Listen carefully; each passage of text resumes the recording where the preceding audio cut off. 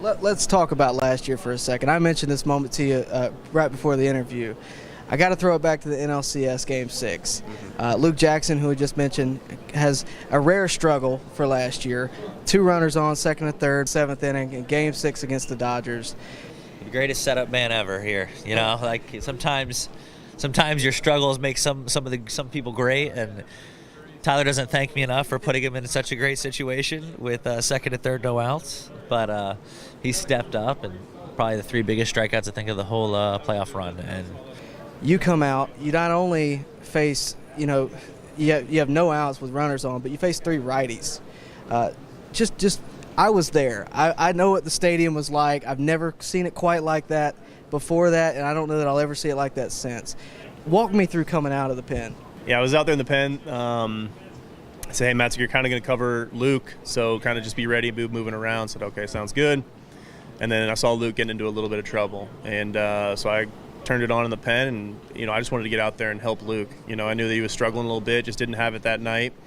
And then I was feeling pretty good, so I was like, hey, let me at him. I want to get out there. I want to go and help my boy who's struggling right now. So they call me in, and, in that situation, runners on second and third, the first out is the most important one. We get a first out, it frees up, being able to walk, set up a double play, that whole thing.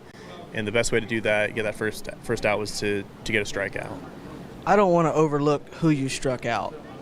Number one being Albert Pujols, who's, at the tail end of his career, but is having a monster year this year. But a legendary hitter. Souza, and then, of course, Mookie Betts. it's one of those things that you'll remember for the 2021 World Series. That inning, those plays, those outs, all huge. I mean, that's one of those moments that you can't replicate unless it happens this year, of course. But, again, just a great moment. And, did you know then that this team, was going to win the World Series? Is that when you knew, or was it later?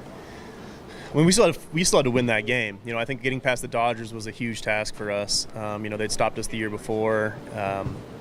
But yeah, once we were able to shut down that inning, we trusted. I was able to go back out and get another, an solid eighth inning, and I felt like we were in a good position to win. Will came out, did his thing, and off to the World Series we went.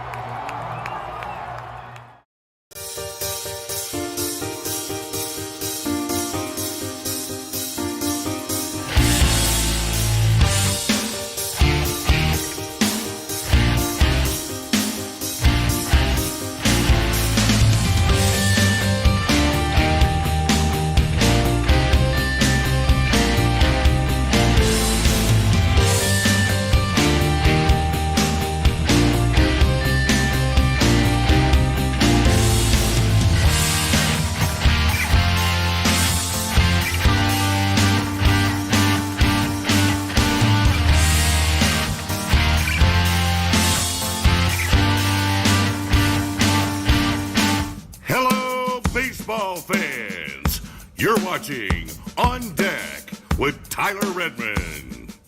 Welcome into On Deck. As always, thank you so much for checking out the channel. I do appreciate it. While you're here, do me a favor, like this video, subscribe to this channel, and of course, hit the bell for notifications so that you can stay up to date with everything going on here at On Deck, and of course, with the Atlanta Braves. Now, we are coming off of a tough series with the Houston Astros. I'm sure you all are aware. That's why you're here. The Braves get swept. 3 losses that the Astros actually came back and won. The Braves were leading at some point in all 3 of those matchups. Of course, they were leading 4-1 in Game 1. They were leading 1-0 in Game 2. And today they were leading 2-0 before Yordan Alvarez once again beat the Braves almost single-handedly. But no, the Braves really ran into a bulldozer. The Astros, as we all know, are another one of these teams like the Braves that have depth, that have talent, that, a lot of these teams, frankly, that the Braves have played so far this year haven't been the juggernauts that we're going to see in the postseason. We've seen the Padres, we've now seen the Astros, but a lot of these teams, the Reds, and of course, I would say even the team we're getting ready to face, the Marlins, that's not really the teams that are going to be there come the postseason, at least not ones that are expected to be there necessarily. But that being said, these are the guys that we're going to have to compete with come October. So let's go through it. Let's go through just the games themselves and my takeaways, starting out with game number 1. Now, the first game with the Astros, the Braves got out to a hot start, 4 runs in the first inning. After that, though, the bats went silent. A couple notable things here. You had Acuna, who was 2 for 5. He was hitting really all through this series. Rosario had a hit, Albies had a hit, and Grissom had a hit, and Riley as well. But other than that, the bats were pretty silent. There wasn't a guy that was 3 for 4 or anything like that. The Braves were just able to score early, and then, again, bats went dead. But the guy that really stood out in this game wasn't at the plate. It was on the mound, Bryce Elder. Bryce Elder, to me, solidified himself as a member of this rotation in that game. He had 6 innings pitched, scattered 5 hits across that, no earned runs at all. And guys, this isn't the Nationals, this isn't the Marlins, this isn't a team that, doesn't have a chance. This is a postseason contender of the reigning World Series champs, the Astros. So the fact that Bryce Elder was able to walk in there, not only have a quality start, but have 6 innings of shutout baseball was tremendous. I thought that meant a lot going forward with the career of Bryce Elder, at least for this season and what he can contribute right now. I thought that meant a lot. But of course, after that, the wheels fell off. The Braves brought in Jesse Chavez, who before this had a 0.00 ERA. Not after this. He gave up 3 earned runs, and the Braves went on to bring in 4 relievers before A.J. Minter eventually came in, gave up a 2-run homer to Yordan Alvarez. That gave the Astros the lead there, and of course, that led to the loss, 6-4.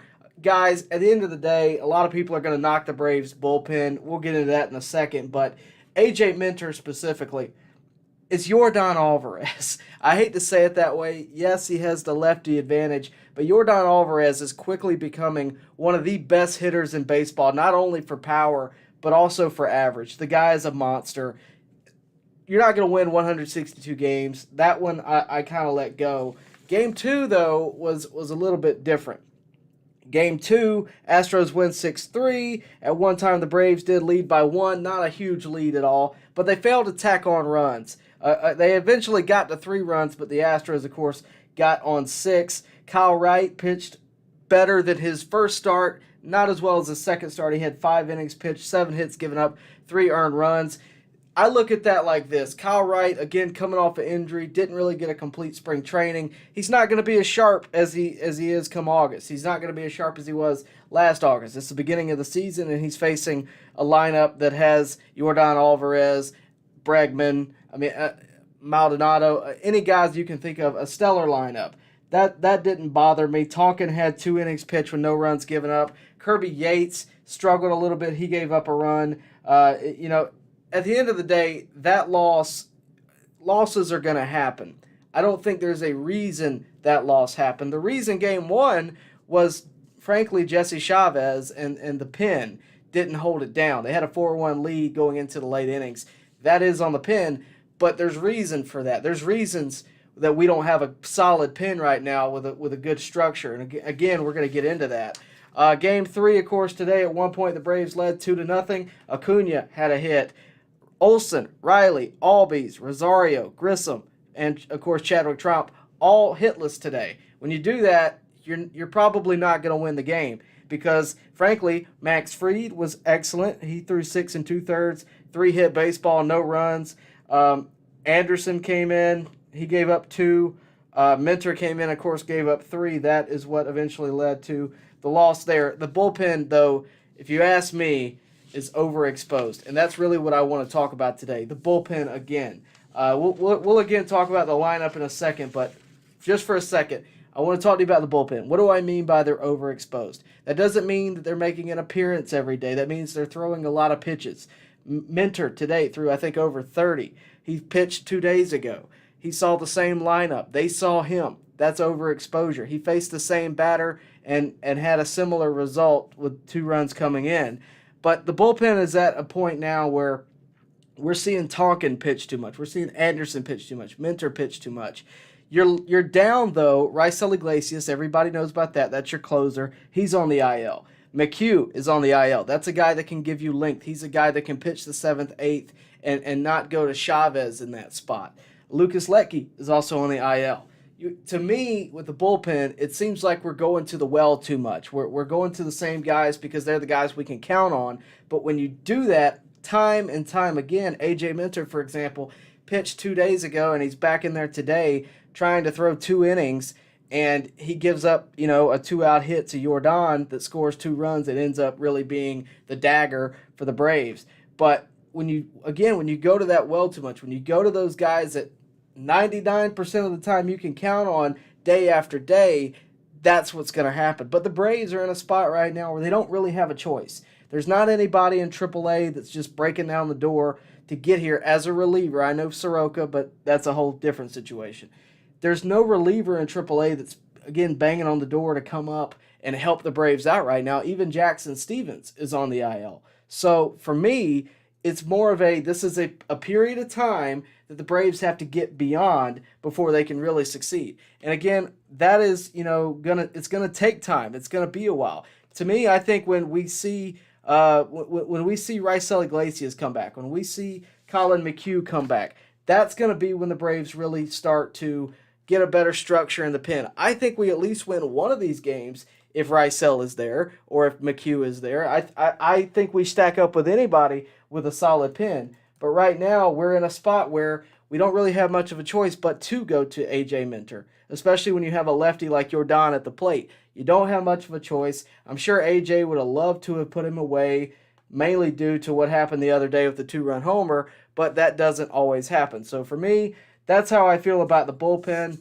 But one positive that I really want to take away from this series, one positive is Ronald Acuna Jr., who has been outstanding this year. I don't know if you've kept up with the stats necessarily, but I'm going to read some off to you. For one, in this series against the Astros, he was 5 for 12, okay? He has a 375 batting average in 2023, a 450 on-base percentage, 557 slug. I know it's early, but he's already got 11 stolen bases. If you're not doing the math on you right now, I'll just tell you that's on pace for 81 stolen bases this season. Now, I'm not saying he's going to do that, but that's what mathematically, if he kept on this pace, he would do for the season. With that said, he's got 3 homers on the year as well. That would put him on pace for 22 homers, and I'll gladly take the over on that. It all evens out at the end. I think a home run streak for Acuna is not something that I would say is impossible. I think he gladly could go on a tear hitting homers as well. The other thing I wanted to mention that I know we're going to talk about in the chat if somebody hasn't already brought it up, Vaughn Grissom. Now, Vaughn Grissom has done fine at the plate. He's not been a guy that has been terrible at the dish or anything like that.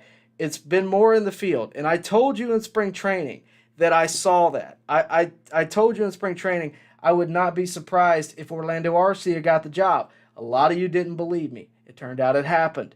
Now you're kind of seeing why. A lot of people were excited when Vaughn Grissom got the call.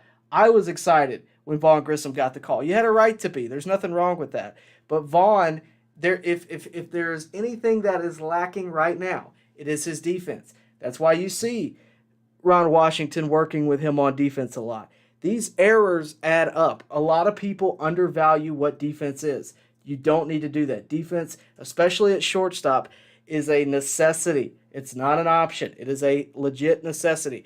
And again, that's why I really think Orlando Arcia got the job. And a lot of people shook their head at that. They didn't want to believe that, but it came. And, at the end of the day, I think you have to realize Orlando Arcia obviously was hitting well, but that's not why he was there. It's the defense. And if that doesn't prove it, Vaughn Grissom does. And I think at the end of the day, we're seeing that now. But, time will tell. We'll see who ends up with it at the end. But Orlando Arcia, I think, is a return now that I'll be honest with you, I'm excited for. Just like I was excited to see Vaughn Grissom, I'm excited to see Orlando Arcia because not only can he field, but he can also hit. This is a more complete shortstop than Vaughn Grissom. I like Vaughn Grissom. I think he has a great future ahead of him. He dang sure can hit. If anybody needs a DH, he's a candidate for that. If the Braves need a DH at any point, he is a candidate for that. But the fielding right now is lacking. And I don't know if that's necessarily a problem that the Braves view as something they have to fix right now. It's obviously not, because they don't really have anybody else to turn to. But I guarantee you, when Orlando Arcia is healthy, that very well may be what happens. Now, you may be shaking your head at that, but I'm telling you, I told you in spring training, don't be surprised. I'm telling you now, don't be surprised. We are going to get into what you guys want to talk about, but first, I want to tell you about FOCO. FOCO, by the way, is... Sorry about that. FOCO, by the way, is a partnership that we have now taken on. It is the leading manufacturer of sports and entertainment merchandise. They put out these Atlanta Braves City Connect bobbleheads earlier this year. We told you about them a couple of weeks ago. The company's always growing product lines includes apparel, accessories, toys, collectibles, novelty items, and more. It is licensed with all major league sports, including the NFL, MLB, NBA, and more. But guys, I'm telling you, these bobbleheads are well made. The City Connects include Spencer Strider, Blooper, Ronald Acuna, and Michael Harris, but you can also find Vaughn Grissom, a welcome to the show version of Vaughn Grissom for all the Vaughn Grissom fans out there. And guys, when I tell you that these bobbleheads are well made, I'm not just telling you that. I'll show you. They are well made. They're well put together. They're sturdy. They're heavy. They're again very well put together. This is just one of many that I have scattered around the house, but I'm telling you, FOCO is where you need to go, and you can get there by checking out the link in the description below. It'll take you right there, and I would really appreciate it if you go check our friends at FOCO out. Again, that link is down below. So we're going to get into what you guys want to talk about, but before we do that, do me a favor, like the video, subscribe to the channel, and hit the bell for notifications so that you can stay up to date with everything going on here at On Deck and, of course, with the Atlanta Braves. Yasuki says that's how it goes in baseball. Sometimes the Braves have bounced back. Or sometimes Braves have to bounce back tomorrow and get some of their guys back from their injuries. Yeah, a lot of people aren't going to acknowledge how many injuries the Braves are really dealing with. I mentioned the pitchers, but you're also down Michael Harris. You're down Travis d'Arnaud, who are both gearing up for a return. You're down Orlando Arcia, which we talked about. But there's a lot of guys out there that the Braves don't have right now. And that does make a difference in the lineup, because if I can pitch to Eli White as opposed to pitching to Ronald Acuna, I'm probably going to pitch to Eli White. But if I have Michael Harris in that spot as opposed to Eli White, or whatever the case may be, I'm probably not going to pitch to him as easily. And it's just going to make the lineup better when those guys return, both d'Arnaud and Michael Harris. Now, I'm glad you brought that up, because I forgot to mention this, and I actually really wanted to talk about this. Marcell Ozuna. A lot of people I know are already like, why are we talking about Marcell Ozuna again? Because we need to. It's an issue. Marcell Ozuna continually is not hitting well. We all are aware of that. But I want to really talk about this, and I want to go in depth, so I'm actually pulling up his stats right now. And there's a reason, because you guys always want to talk about this. You guys want your voices heard. So Marcell Ozuna, as of right now, is hitting .078 on the year batting average. He's on base percentage is 190. He's got 2 homers, but again, when your batting average is .078, the 2 homers kind of goes out the window. 4 hits total across 51 at bats.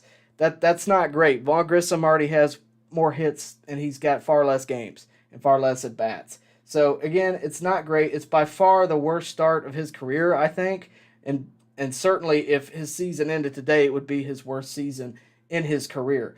Now that said, he did not play today. And the reason I bring that up is these injuries, the people coming back. You got Michael Harris coming back. That takes care of center field. Where does that put Sam Hilliard? Well, if you're asking me right now, it puts him in left. And if that puts him in left, where does Rosario go? Where does d'Arnaud go? Spots are dwindling at that point. There is no way you can justify, to me, taking out Sam Hilliard. After the great catch he made in center field the other day, his batting has been way more competitive than what Ozuna's has been in 2 years probably. I just don't see a spot for Ozuna there. A lot of the money talk is going to come up. They can't walk away from the money. Guys, at this point, I'm not saying it's for certain, but don't be surprised if when Marcell Ozuna, or if when Travis d'Arnaud and Michael Harris come back, Marcell Ozuna gets his walking papers. I'm not rooting for that. I'm just telling you, I don't see a spot where it lines up. That roster spot means something. And right now, Marcell Ozuna is not earning it. Now, they may give him the option, hey, Marcell, we can either because they can't just send him to AAA by themselves, that he has to agree with it. They may give him the option, Marcel, we can either send you to AAA and let you work, or we can trade you or DFA you or whatever the case may be. Of course, an article came out from, I think, MLB earlier this week that the Braves have already tried to trade Marcell Ozuna. It was actually very similar to a trade proposal we put out there a couple of years ago. I wish I had it queued up where I could show you. I very well may share that onto the community page. We projected a couple of years ago that the Braves trade Marcell Ozuna for Jorge Soler. Turns out they tried to, and the Marlins didn't go for it, which I can't blame them. The Braves did try to get the World Series MVP back, which was very interesting to know that did happen. Very rarely does something leak that the Braves are trying to do. Now, this is 2 years old, so it's almost irrelevant now. But it's very rare that happens. So it was very interesting that, again, it was something that we actually projected could happen. So, again, just pretty interesting. I believe the proposal we threw out there was Marcell Ozuna with a group of prospects for Jorge Soler. And that's exactly what the trade package was. I didn't name anybody specifically, but it's pretty interesting now. But that all being said, let's get into your comments, and thank you for tuning in. Let's see. Ski says they're rooting for the Giants right now. I think the last time I checked, the Mets were down 2-0. They're now down 2-1 at the end of the third, so thank you for that. Hopefully they'll lose tonight. We don't lose any ground in the division. The Braves are currently still leading the division, though, so that is good to know. William Fogum says too many injuries. They're starting to add up and bite us in the butt. Yeah, I don't allow cussing here, William. I think you probably just figured that out. But yeah, I mean, too many injuries. There's a lot of issues. Overexposure, the bullpen, the lineup's not hitting as well because there's gaps in the lineup that you can pitch around. There's a lot of things. Nicholas says, but the bullpen struggles will come and go once we have Iglesias back. Hopefully. Now, we don't know what kind of condition Iglesias is going to be back in. And, of course, don't forget about Colin McHugh, but they got to come back and be ready to go. I would expect them to do that, but it's not always a guarantee. Joe Reese says, Minter did not have a good weekend. Hopefully their regular closer is about ready to return. They need to get Soroka called back up after his last start. I think in AAA with Soroka, they really want to – it's not so much about his performance because they know what he's going to be, right? Like they know who Soroka is when he's healthy. They want to make sure he is good to go barring any future injuries. They want to make sure he is fully healthy. He's not going to re-tear anything. He has length. He can do what he needs to do. The last start was certainly encouraging. I think he had 6 scoreless innings, which is, of course, always encouraging to hear. But the fact that he's doing it is pretty interesting, especially at the AAA level. It's not single A. The video you're watching right now, that's against a single A team in Rome. So it's a big difference going to AAA. So if he's doing that at AAA, yeah, I'm all for it. But I want to see him when they're ready for him. And they have the eyes on him. They know better than us, if I'm honest with you. And I think it'll happen in its due time. They're certainly rooting for him. I mean, they would have traded him or DFA'd him years ago if they didn't think he could do it. I certainly think he can. I'd be surprised if he doesn't get the call soon. So we'll, of course, keep an eye on that. But Soroka is always somebody that we're going to root for here. Nicholas brings up a good point. Think of how much rest Minter has gotten. Exactly. That's kind of what I'm putting to you now.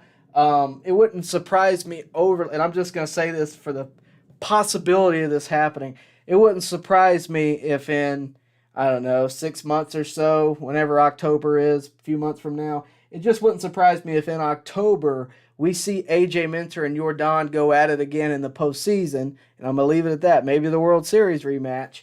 It wouldn't surprise me if that happens, and they show all the replays from Jordan hitting the 2-run homer a couple of nights ago to Jordan, getting a base hit down the right field side, knocking in 2 runs. It would not surprise me if they show that and A.J. Minter strikes him out. Just going to project that. Just going to put that energy out there. But it'll be when he's well rested. Let's see. Gotcha says, I know Murphy is hitting homers this year, but why is he hitting cleanup? He has never been a power hitter. I miss Darno. Murphy is a fairly decent power hitter, I believe. He's hitting cleanup right now because his bat is hot. The fact he wasn't in the lineup today is what confused me. Not so much where he is in the lineup, more so why he wasn't in it. Because, yeah, we have Chadwick Tromp, but and I don't even know who DH today, but I'd rather see Murphy at DH if he's not behind the plate. He did have a busy night behind the plate. Maybe they just gave him the day off. I don't know. But right now he is hitting a hot bat. He's got 5 homers on the year. I think that's only one behind Olson, who's leading the team. So he has been a pretty heavy bat. And cleanup isn't always like home run hitter, because a cleanup hitter doesn't always hit homers. It's the guy that's doing the most damage. Any other team would probably have Acuna in that spot right now, especially with him hitting 375, because if somebody gets on base, he can knock them in. But your 3, 4, and 5, if it's Riley, Murphy, Albies, we're doing pretty well. And right now that's what it's been. Let's see. Blake says, I don't think Eddie Rosario will ever come back to even what he did right after the 2021 injury. He is referring to this right here, Rosario in the NLCS. Rosario was a monster in the NLCS. If I read you his stat line, you wouldn't believe me if you're just a casual baseball fan. But Braves fans are well aware. He was the NLCS MVP. But guys, that's what happens a lot of the time. You know, it happens that way where these guys have just monstrous series, and then they're never going to live up to that, right? Like, it doesn't always work that way, where guys are just so locked in. Eddie Rosario had the Dodgers number. At the end of the day, that's what it was. If he can just be a 250 hitter with a few homers and be a clutch bat off the bench, I'm good with that. We're not paying him a fortune. He's not our everyday left fielder. I would take him over Ozuna in the batter's box any day of the week. That goes for Sam Hilliard as well. That's how I feel at the end of the day. But we'll see. Let's see. On the Go with CeeLo's tuning in. Thank you very much. If you don't know about On the Go with CeeLo, you ought to check him out. He does streams probably more than me. I believe he does some watch-alongs. I thought I saw him active earlier today. It's just worth a look to go subscribe to On the Go with CeeLo. Always enjoy him tuning in. Thank you for that. Nicholas says, oh, sorry, y'all are having a conversation. Mike Jones, I can't read that. Sorry. It's funny, though. Let's see. Okay, On the Go with CeeLo says, Matt Olson's chasing is ridiculous. He's having a lot of strikeouts at the plate. I would agree with that, but everybody's hot and cold. I think he's in a cold phase right now. He did have a hit the other way the other night, which was kind of refreshing. But, I mean, it's the Astros. Their pitching staff, and I think this is kind of a shock for Braves fans. The Astros pitching staff has gotten a lot better. And you're not going to like to hear that, but they have. These guys, Framber Valdez, for example, who we saw in the World Series a couple years ago, we don't see these guys all the time. Like, we know the Mets through and through. We know exactly what they're bringing to the table, right? We don't know the Astros that well. I remember watching them in 2021 feeling like we got this. Like, it's not even, like, I feel good about this. But these young guys have really stepped up. Think about how much growth and development Fried had from 2019 to 2021. That's the difference here. And they've been able to elevate themselves. So I just want you to use that as a frame of reference for looking at Olson. Now, that doesn't excuse a bad at bat, much less 15 bad at bats. He hasn't had a great series. I think he's like, I have the totals here, actually. I wrote them down so I wouldn't sound dumb. He's 1 for 11 in the series, so is Riley. But a lot of guys didn't hit well. Albies and Grissom were only 3 for 10 and 3 for 11. So it's not like the whole team was not gonna cover off the ball. Acuna was, but everybody else was really kind of down the totem pole. So at the end of the day, when it comes to Olson, I think he'll break out of it. I mean, we've seen him be successful with that before. I just wouldn't hang your hat on this one series. That's kind of the way I feel about it. By the way, this is a very shameless plug for you to go check out my interview with Matt. That is on the channel right now. It's from last year. Hopefully we got another one coming up as well, so stay tuned for that as well. But yeah, I think Matt will break out of it, but this is a tough series to watch, no doubt. I think he would even tell you that. Nick Riggs says, I'm worried about the Harris injury. He hasn't even started holding a ball yet. That is not true. I don't know where you heard that, but last I heard he was already hitting in the cage and fielding balls and shagging balls and batting practice. That's the last I heard. I could be wrong, but that's what I heard from like DOB and the sources that are close to it. I haven't heard that he hasn't even started holding a bat yet or anything like that. Yeah, he took BP yesterday. Jake Hobby put that in there. That's more along the lines of what I've heard. I don't think he hasn't started holding a bat yet. Yeah, Shoemake has been hitting again in AAA. That's interesting because if this injury for Arcia is going to be longer term, it'll be interesting to see what they do with Shoemake, because if he's hitting now, which I told you in the early part of the season, for Vaughn Grissom and Shoemake, they're right here together, in terms of potential, but one has this in fielding, the other has this in fielding, and one has this in hitting and the other has this in hitting. But they even out, right? So if Shoemake starts hitting, he starts stepping up that ladder, that may be an option they go to. If Grissom has a lot of errors in the field or whatever the case may be, it may be to come trade deadline time, if Shoemake's stats are really good in AAA, the Braves might strike when it's hot and trade him off for whatever they can get. It'll be interesting. It'll be very, very interesting. But we'll of course see. I don't know that that's going to happen. I'm just sort of throwing that out there. It's an option if he starts hitting and continues to hit. Joe Reese says, hopefully a series loss like this will reignite the Braves offense. It's as much as offense minus Acuna as the bullpen. I wholeheartedly agree with you. If you don't score runs or if you don't tack on runs throughout the game, you're probably not going to win. Now, the Braves have been able to score runs. None of these games they got shut out in, but they all, the Astros kept attacking and the Braves kind of fell off in the later innings. As much as it was a downward curve, when the bullpen started going down, so did the offense, is what it seemed like to me. And in game one, all their runs were scored in the first. The Astros settled in, and that was it. So I agree with you for that as well. Nicholas says, who would have thought Hilliard would be the spark plug of this team? Yeah. I mean, the catch he made the other day was fantastic.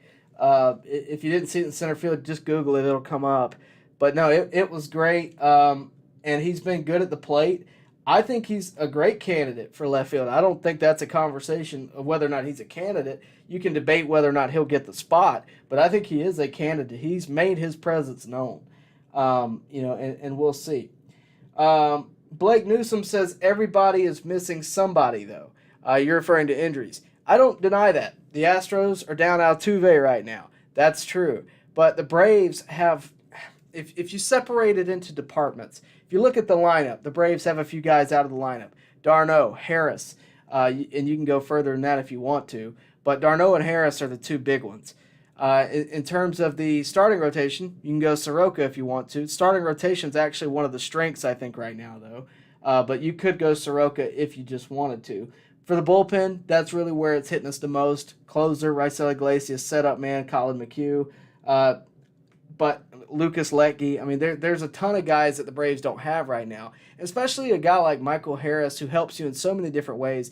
Getting on base, number one, has power, but also has great fielding, which the Braves, I'll be honest with you, with Vaughn Grissom, don't have right now, at least in the infield. In the outfield, they haven't been as locked down, especially in center. As good as Hilliard is, he's not Michael Harris. I think if you move Hilliard to left and you inject Michael Harris in center, you have a great outfield at that point. At least for this season, I think that is actually a good option. At least right now, it may fade away. Rosario may start hitting the screws off the ball again. We'll see.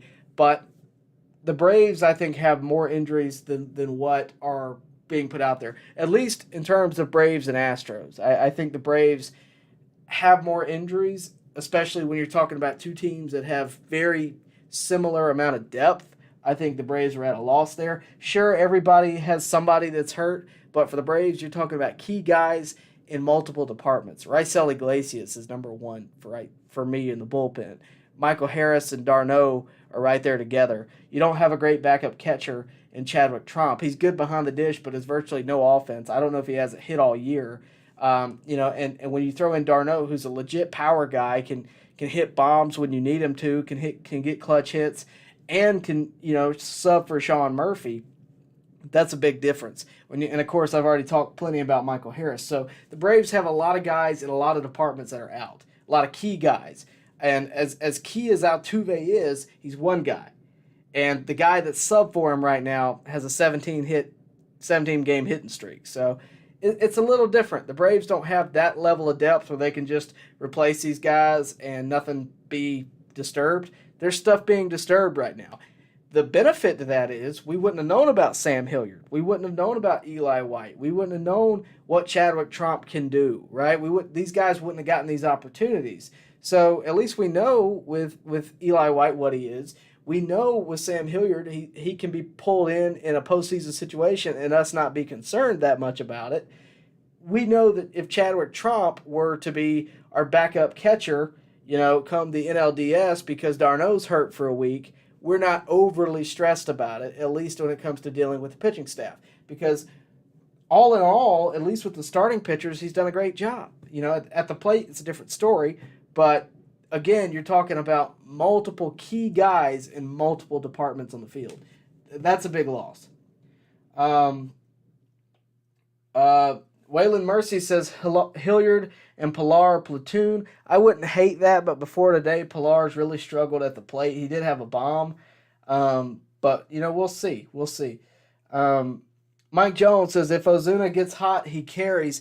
I don't deny that, and I would love nothing more than to see a redemption arc of Marcell Ozuna. I'm being honest with you. I would love for him to have 50 homers this year. But there's just nothing telling me that that's coming. I don't see a change in his approach. I don't see a change in his swing. I don't even see a change in his demeanor. I don't see determination. I don't hear about how hard he's working. I don't hear about any of that. Any other time, the Braves really make a point to say that. Now, do I think he should be booed off the field every time he grounds out? No. Do I think he should be booed off the field every time he strikes out? No. So if you're doing that, stop it. But there is nothing that is showing me that the Braves really believe it either. I mean, a lot of people got on Snit the other night because he brought up Ozuna in the ninth. What are you going to do? You got a lefty on the mound, and it's Hader, and Ozuna has 2 homers against Hader. The numbers say put Ozuna in. What are you going to do as the manager? Not do that? And, it is what it is. But I say all that, but again, there is nothing showing me that is coming. When Vaughn Grissom was potentially going to be Dansby's replacement, the Braves PR campaign got on it like that. Hey, Vaughn Grissom is the hardest worker. You remember that video? Vaughn Grissom loves the Braves. Like, there was multiple things coming out. The Braves wanted us to believe Vaughn Grissom is the future. I still believe that. I still think that is a possibility. No matter how much he struggles in the field, those problems can be overcome. He's at least performing at the plate. Ozuna gives me absolutely nothing in left field that's benefiting the team. And right now, the homers aren't even happening. He's got a .078 average. And yeah, I mean, when he's on, he's on. But when is that going to be? Is it going to be in 2024? Is it going to be, when the contract's over? Or on his contract season? I mean, if that's the case, what interest do I have? So I say all that to say I don't disagree with you. I've defended Ozuna multiple times throughout the past couple of years because you're right. When he is on, he carries the team. We saw it in 2020, but we haven't seen it since 2020. It's 2023, and my patience is wearing thin. I think the Braves' patience is wearing thin. I know the comment section's patience is wearing thin. So for me, it just wouldn't surprise me if once the Braves are back to full strength, they say, okay, Ozuna, Gwinnett or DFA. It just wouldn't surprise me, but we'll see. I don't know who's liking, but thank you for that. I really do appreciate it. Please make sure to like the video. And, of course, share this with your friends. If you have Braves fans out there, I really would appreciate it.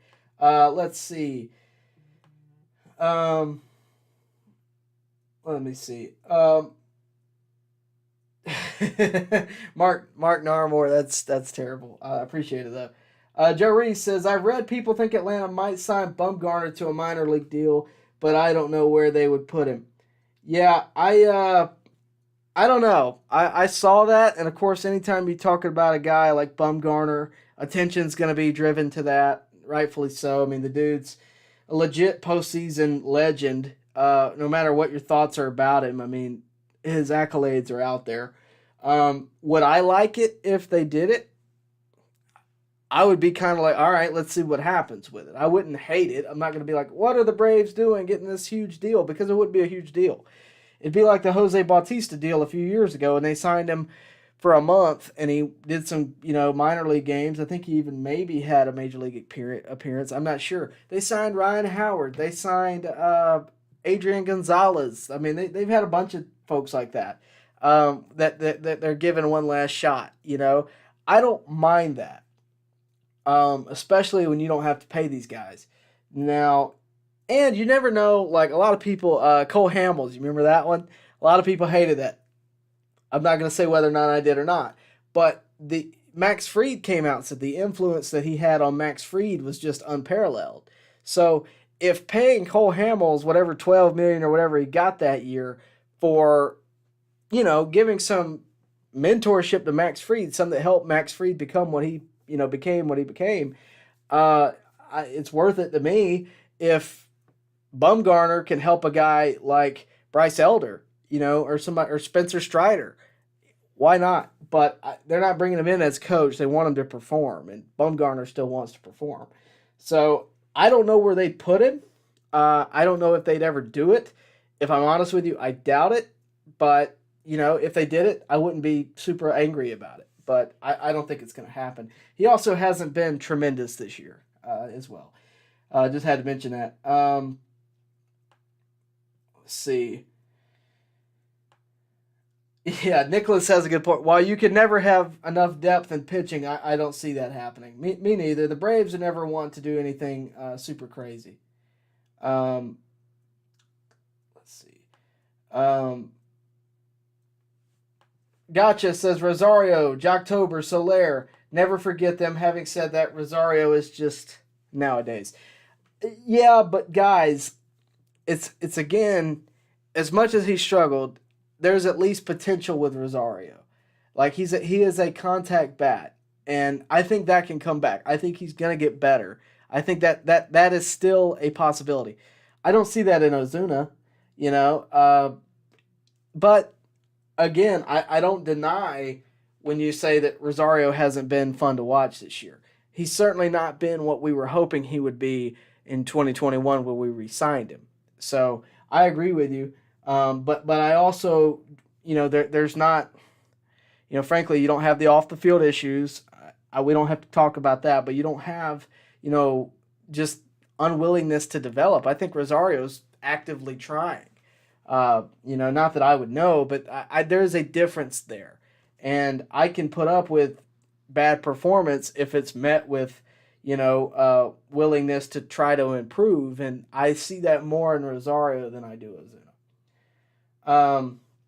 Nicholas says, why did we put Danny Young in? Well, hang on a second. I'll answer that question.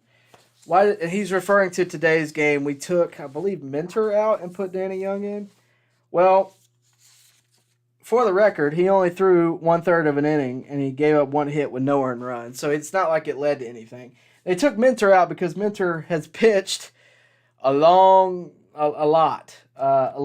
And they needed to put somebody in. Danny Young was fresh, and they were already down at that point. But that's the situation the Braves are in because of all these injuries. I hate to say that's all I have, but that's really all I got there. Ski, weren't the Astros starters not doing very well before this series? Yes, they've been okay. So they were 11-11 coming into the year, or coming into the series. They're 500 on the year.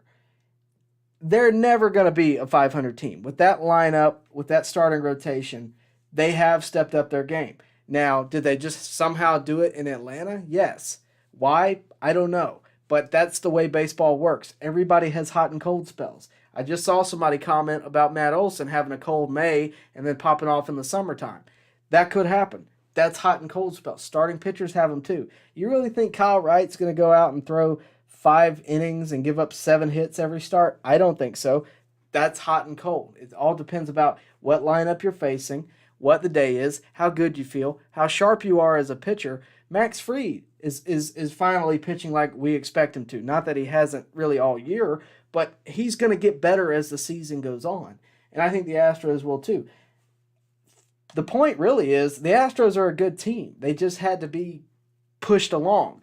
You remember when last year the Braves had a 10.5 game deficit to the Mets, and there was a closed door meeting saying, all right, guys, are we going to compete this year or not? You remember that? I think maybe the Astros getting off to an 11-11 start, walking in to face the former World Series champs before themselves, I'm sure they were hyped up. I'm sure it was, all right, we need to win here. And Yordan Alvarez, I hate to say it, but at the plate, single-handedly was one of the, I would say clutch over the past 3 days for them. Jeff Francoeur compared him to David Ortiz, who, in my personal opinion, is the greatest clutch hitter of all time. Now, that being said, that's one player. Why we pitched to him today, I don't know. But, bases were loaded, that's why. But it's still, sometimes losses are going to happen. Sometimes you're going to get swept. It is what it is. But I still think these two teams are some of the best in baseball. And I think they're much more comparable than this series suggested. Because the Braves led Game 1, I think, up until the 7th or 8th inning. I think the 8th inning. They led Game 2 for like 4 innings. They led Game 3 today for 6 innings. It's when the bullpen came in. That's when it started going down. And the offense not tacking on runs, of course. But, it is what it is.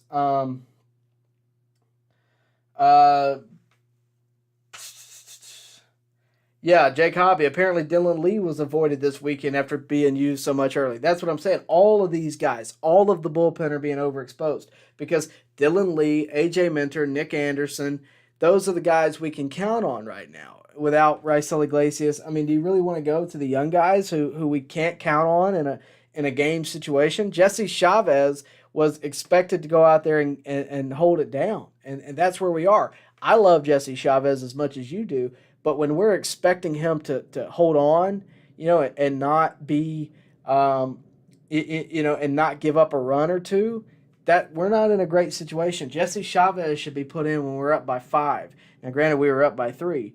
But you get my point. It's not so much.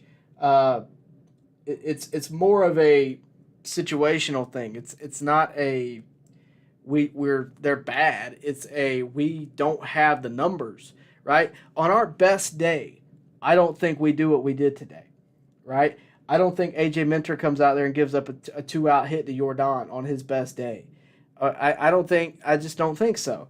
But that being said, you're not always going to have your best day. You got to be able to win those games. And today, the Braves weren't able to do it. Let's see. Relax. It says, any chance of Snit being fired in the near future? I'm going to use a term that you're going to be very familiar with. I'm going to tell you to relax. Okay, relax? Relax. Snit is not going to be fired. For those of you suggesting that, I hope he's watching. I have a buddy who suggests that all the time. He is Snit's biggest critic. I hope one day they can meet, just so Snit can completely outsmart him on everything he knows about baseball. Any decision he makes is just blown out of proportion, right? The other day, me and him had a back and forth. That's why I brought it up. Me and him had a back and forth over why did they bring in Marcell Ozuna to face Josh Hader at the end of the game. It was the game they lost against the Padres the other day. Well, because, and I pulled out the facts, Marcell Ozuna has had 8 at-bats against Josh Hader. He has 2 homers against him. He is a righty. That's why they didn't go to Hilliard, because Hilliard's a lefty. That makes a difference. If you don't believe me, play MLB The Show. You'll see. It makes a difference. Marcell Ozuna has had legit success against Hader. But that decision, because it was Ozuna, because there's all this angst against Ozuna, that decision was wrong. But no, as a manager, that is the right decision. Today, there wasn't really a bad decision made. That it's more of a situational thing. Snit can only put out his roster that he has been given. Now, the roster he has been given is a very good one. But when, I think this is today, yeah. When Olsen, Riley, Albies, Rosario, Grissom, and Chadwick Tromp all go 0 for 3 and 0 for 4, you're not going to have a good day no matter how good Fried pitches. Right? No matter how good your bullpen pitches, you're still going to probably lose because you're facing a great lineup. That is what it is. It's one loss. When it comes to being swept, No, I don't think Snit's in any danger. I think he fits exactly what the Braves are doing. A lot of people will say, oh, this dude should be fired. If Snit is executing what the front office wants him to execute, he's going to keep a job. It's the same way, and I hate to compare these two. It's the same way you guys are going to hate that I'm comparing these guys. It's the same way as Rob Manfred. If he is executing what the MLB owners want Rob Manfred to do, no matter how much fans don't care for what he does, the owners are going to keep him around. Do you get what I'm saying? Snit is going to take the blame for whatever loss it is. He is a player's manager. He will never out a guy. But that's what makes him great. And in terms of this series, it's one series. One series doesn't get you fired. But I think 3 Manager of the Years, 1 World Series, and 5 or 6 National League titles is going to keep you hired. It's going to keep you employed. Snit, no chance of being fired. He may retire before he gets fired. So relax, relax, relax. Yeah, no way. Blake says, I hope we go after Tim Anderson this winter. Vaughn can't play shortstop. Become a Chris Taylor for us. I don't think they're going to do that because they've signed Orlando Arce at a 3-year deal. Whether or not you think he's going to be utility or not, I think he will be. But that doesn't exactly spell that the Braves are going to tear up the free agent market at shortstop. If they were, and I don't know that Tim Anderson is a free agent. Let me check on that. But if let's just say I assume he is because you're bringing him up. But if he is, the Braves to me, yeah, he's under contract till 2023. So to me, I don't think the Braves are going to go tear up the free agent market, mainly because if they were, they would have just paid Dansby. That's how I feel about that. They're saving money here. And a lot of people don't like that. A lot of people are going to hate that, but it's worked so far. I mean, that's the way I feel about it. I don't think they're going after Tim Anderson. I think they're going to let Vaughn grow the same way they let Dansby grow. And, we'll see how it comes out. But if it's not Vaughn, they have Shoemake, they have Arcia, they have options. So, no, I don't think they're going after Tim Anderson. Or this winter. This winter is more of a possibility than I thought you were saying next year. I don't think they're going to do it, but I think they're more likely to go after a bullpen. But they could. I mean, it's not, too out of the question for the winter. I thought you were talking about free agents. I apologize. But I don't know that they're going to do that. And if they did that, when it comes to Vaughn Grissom, I think Vaughn Grissom would likely be in that trade. But I could be wrong. Vision Music Works says, yeah, was at the game Saturday. Ozuna got booed a little last year, but Saturday was magnified. I'm ready for him to go, but I just can't boo my team. Still ready for him to go, though. Yeah, I mean, Joe Simpson said something about it on the radio, and I don't feel as strongly as he does about it. I don't necessarily think that he should be booed. That being said, I have friends that are guilty of it, so I can understand the sentiment.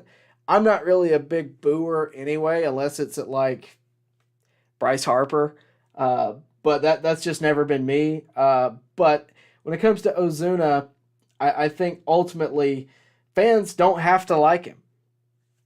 They don't have to like him, right? I mean, there's been plenty of players before Ozuna that haven't been well liked. But I will tell you, the more he is booed, the less he is going to be motivated to do something. I don't think he, listens to that and goes, all right, yeah, I'm going to go get a hit now. I don't think that's how it's going to work. So I would tell you, don't boo him. But that's just me. You do what you want to do. You paid your ticket. You have the right to act however you want to, as long as it's within the bounds of, conduct, I guess. Miguel, hey, Tyler, for losing series against Houston, it's no excuse.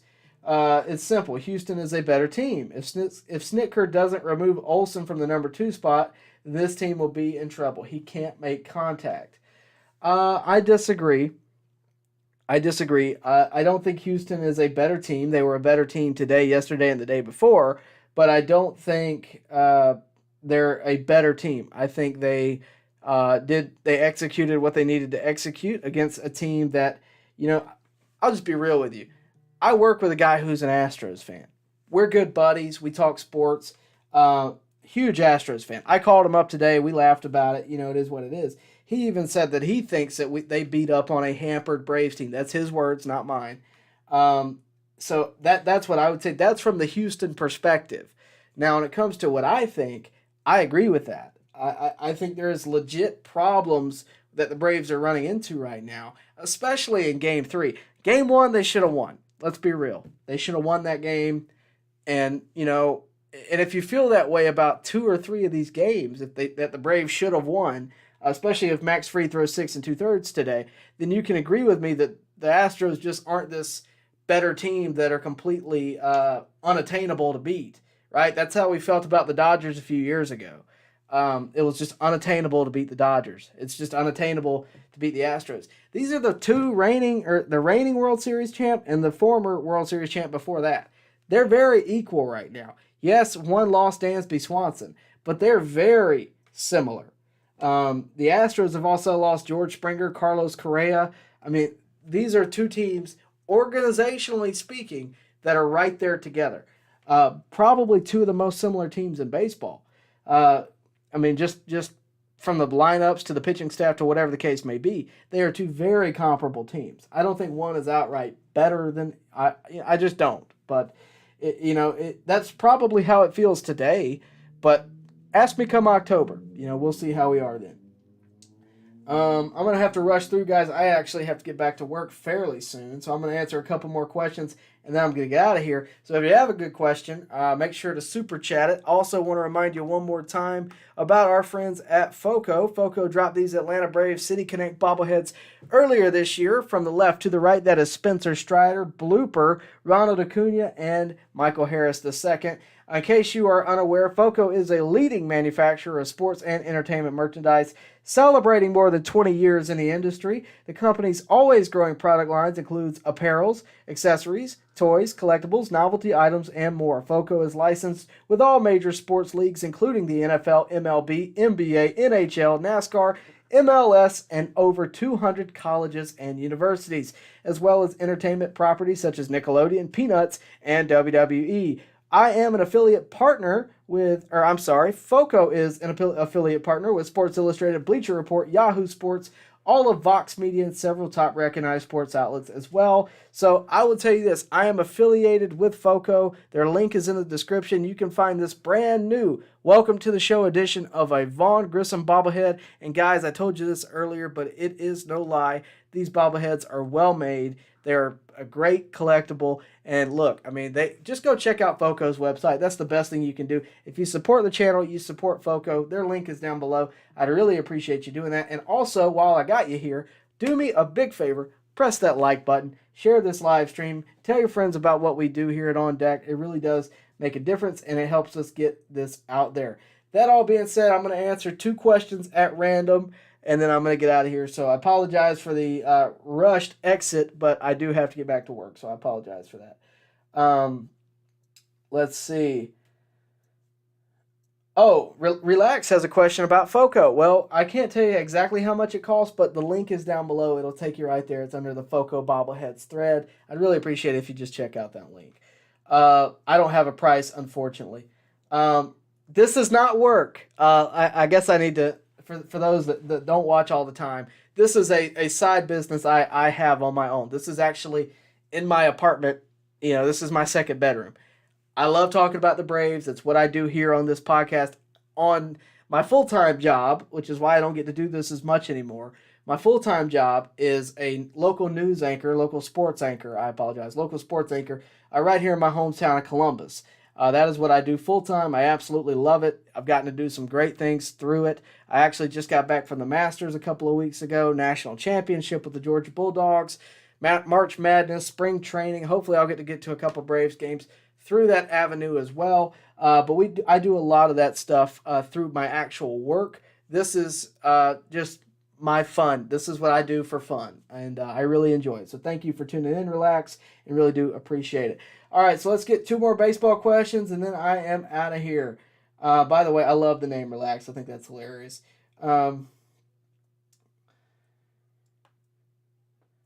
JL says Braves can't keep going like this. The Mets will be in first place soon. Yeah, the Mets, I believe, took the lead a while back. They were leading 3-2 last I checked off of Conforto dropping a ball. Aren't you glad we didn't sign Michael Conforto for $20 million plus? The Giants are now leading the Mets so 4-3. Hopefully they can hang on. Who's pitching for the Giants tonight? Tyler McGill's pitching for the Mets. Ross Stripling pitched for the Giants. He is out after 3 1/3 innings. So it's the Mets very well may be able to tear up their bullpen, which is never a great sign, but we'll see. Let's see. All right, I think that's going to wrap it up, guys. I really do appreciate you guys tuning in tonight. We're probably going to clip some stuff from this live stream and put it out there on the channel. All right, Nicholas, you interrupted my exit, but I'll answer it. Do you think we will see any guys get called up, ones we haven't seen yet? Ones we haven't seen yet. Jackson Stevens is a guy down there, but we've seen him. Ian Anderson, we've seen. The guys that you're interested in are, in my opinion, a little too young to really consider at that level. The guys that I know, the guys that I've interviewed on the channel, to me are kind of leading that prospect. Market Cole Phillips is one who's a great friend of mine. Honestly, he's been a great person to know. Owen Murphy's a guy that you can look forward to in a few years. And of course, J.R. Ritchie as well. But other than that, I mean, the Braves prospect list is really dwindled down because we have seen Jared Schuster. We have seen Dylan Dodd. You're asking me guys that we haven't seen. The one guy that is the flamethrower for the Braves, the guy that you can really look forward to, the number one prospect, would be A.J. Smith-Shawver. Sorry about that. A.J. Smith-Shawver. Going to take some getting used to. But he's in Rome. So, I mean, you're talking about guys that are a couple of years away. I don't know that it's necessarily going to be like this season, if that makes sense. It is what it is. Blake wants to know, am I going to recap the Braves, Hawks, and United games on your newscast tonight? Maybe, but I can't put them on here because I can't show highlights. So we may do that. Well, it depends what we have time for. Last question. Do you think they fully turn Enoa back into a reliever when he's back from Tommy John? Enoa has had just a very tough go at it. I like Huascar Enoa.